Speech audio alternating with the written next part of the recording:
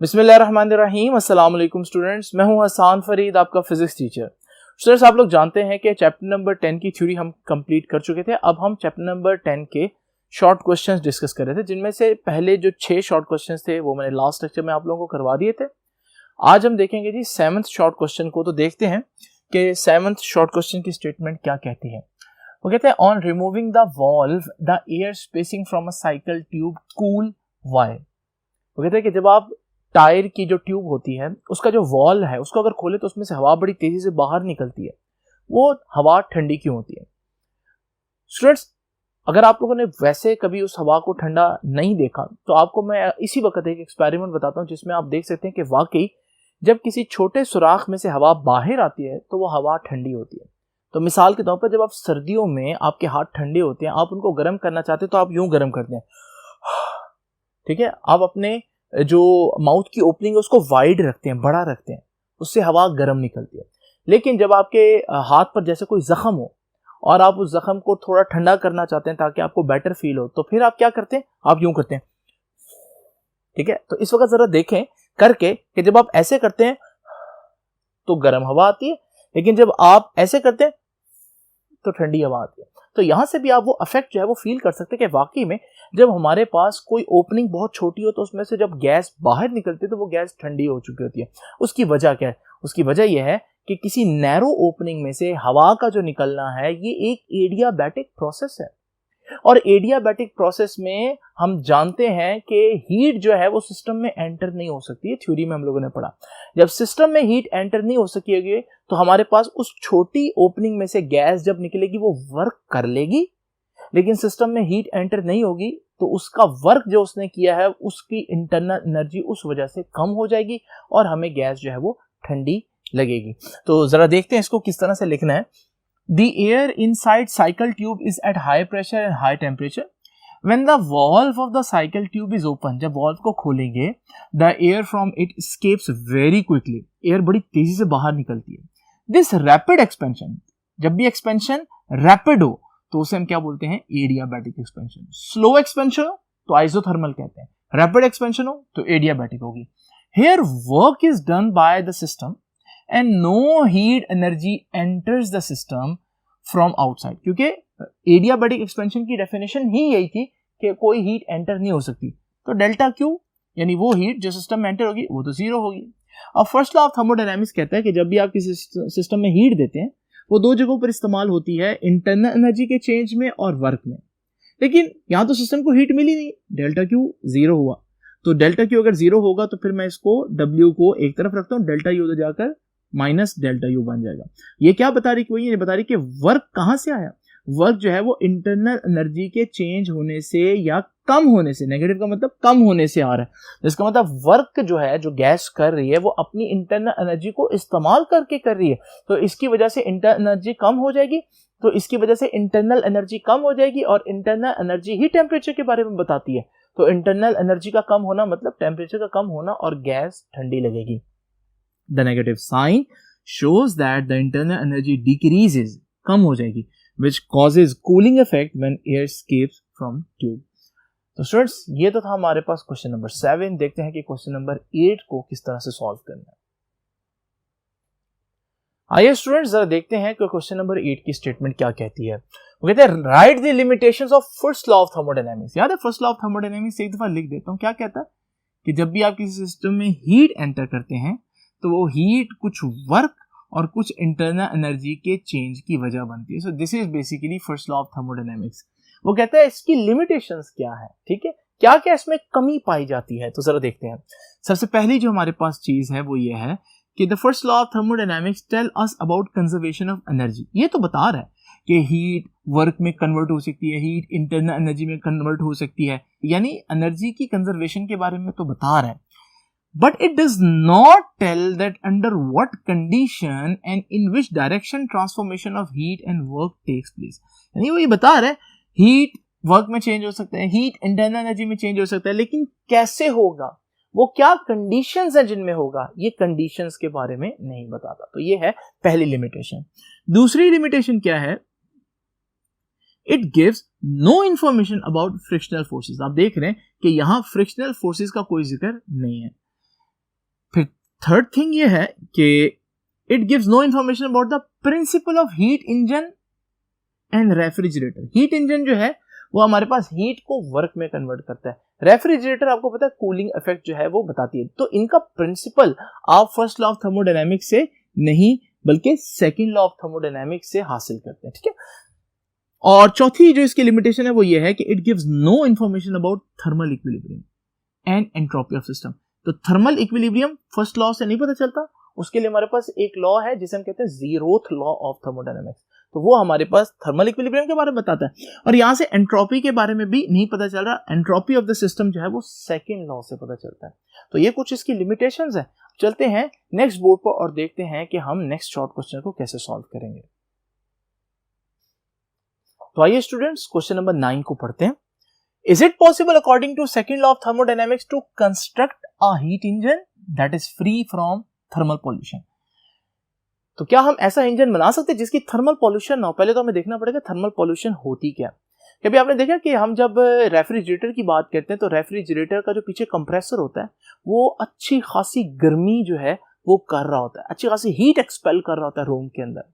इसी तरह से आप लोग जानते हैं कि हमारे पास जो एसी है उसमें भी आप देखेंगे जो उसका आउटडोर है वो अंदर ठंडक पैदा करने के लिए बाहर अच्छी खासी हीट एक्सपेल कर रहा होता है। ये जो हीट एक्सपेल हो रही होती है ना एनवायरनमेंट में, इसे कहते हैं थर्मल पॉल्यूशन। आप कोई भी इंजन देख लें उसमें थर्मल पॉल्यूशन लाजमी होगी। उसकी वजह क्या? इंजन कैसे काम करता है? इंजन जो है उसमें दो रेजरवायर होती हैं, एक जगह से वो हीट ले रहा होता है, इसे हम बोलते हैं हॉट रेजरवायर या हाई टेम्परेचर रेजरवायर, इसे मैं HTR बोलूंगा। अच्छा, जब वो हीट ले लेता है हाई टेम्परेचर रेजरवायर से, उस हीट से कुछ वर्क करता है और बाकी हीट एक्सपेल कर देता है कहाँ? एटमॉस्फेयर में। जिसका मतलब हीट तो हमेशा एक्सपेल होगी। इसका मतलब हम कभी भी कोई ऐसा इंजन नहीं बना सकते जो सारी हीट को वर्क में कन्वर्ट कर दे, क्योंकि कुछ ना कुछ वेस्टेज लाजमी होगी जो कि हमारी सराउंडिंग में आ जाएगी, यानी एनवायरनमेंट में आ जाएगी। तो देखते हैं जी, no it is not possible to construct a heat engine which is free from thermal pollution because all heat engines work according to second law of thermodynamics. सब सेकंड लॉ पर काम करते हैं। सेकंड लॉ क्या कहता है? वो कहते हैं कि an actual heat engine absorbs the heat from the high temperature reservoir, उससे हीट लेगा हाई टेम्परेचर रेजरवायर से, convert a part of this heat into useful work, उसका कुछ वर्क कन्वर्ट करेगा, and reject the remaining part of heat to sink, और बाकी जो है वो सिंक यानी कि हमारे एटमॉस्फेयर में भेज देगा। The heat sink means that heat is rejected to the surrounding, which causes thermal pollution. ये जो आप सराउंडिंग में हीट रिजेक्ट कर देता है आपके इंजन, इसे हम बोलते हैं थर्मल पॉल्यूशन, और वो हर इंजन करेगा क्योंकि सेकंड लॉ ऑफ थर्मोडायनेमिक्स कहता है ऐसा लाजमी होना होता है। Hence it is impossible to construct a heat engine which will be free from thermal pollution. ठीक है, तो ऐसा नहीं हो सकता कि आप ऐसा हीट इंजन बनाएं जो थर्मल पॉल्यूशन ना करता हो, यानी सराउंडिंग यानी एनवायरनमेंट में हीट ना फेंकता हो। तो स्टूडेंट्स, ये थे हमारे पास 3 शॉर्ट क्वेश्चन। अब देखते हैं कि हमारे पास जो शॉर्ट क्वेश्चन नंबर 10 और 11 है उसको कैसे करना है। तो आइए स्टूडेंट्स जरा देखते हैं कि हमारे पास क्वेश्चन नंबर 10 की स्टेटमेंट क्या कहती है। वो कहते हैं कि can specific heat of a gas be zero? क्या स्पेसिफिक हीट जीरो हो सकती है, इन्फिनिटी हो सकती है, और क्या नेगेटिव हो सकती है? इन सब चीजों का कुल मिलाकर आंसर ये है कि ये तीनों बातें पॉसिबल हैं, इसलिए मैंने लिख दिया yes the specific heat of a gas can be zero, infinity and negative। लेकिन उसके लिए सबसे पहले तो आप देखिए कि फार्मूला क्या होता है। स्पेसिफिक हीट C का फार्मूला होता है delta Q M delta T। Delta Q वो हीट है जो सिस्टम में एंटर या एग्जिट हुई है, M जो है वो मास है, और डेल्टा T जो है वो टेम्परेचर का चेंज है। अब जरा देखते हैं कि किस सूरत में स्पेसिफिक हीट जो है वो जीरो होगी। जरा गौर करें, अगर हम इस फार्मूला में ये ऊपर वाली चीज जो डेल्टा क्यू है, अगर मैं इसको जीरो कर दूं तो zero divided by anything zero होगा। तो डेल्टा क्यू अगर किसी तरह से जीरो कर दिया जाए तो स्पेसिफिक हीट जीरो हो सकती है।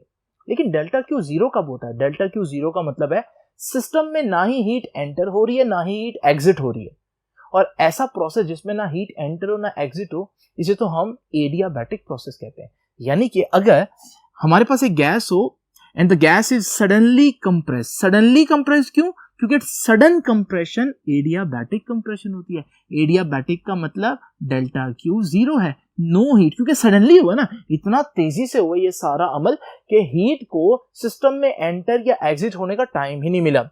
सो no heat is supplied to the gas, तो डेल्टा क्यू जीरो। अच्छा, अब इस फॉर्मूला में डेल्टा क्यू जीरो पुट करूंगा तो ये देखो जीरो पुट कर दिया, and zero divided by anything will be zero. तो ये फर्स्ट पॉसिबिलिटी मैंने आपको बता दी।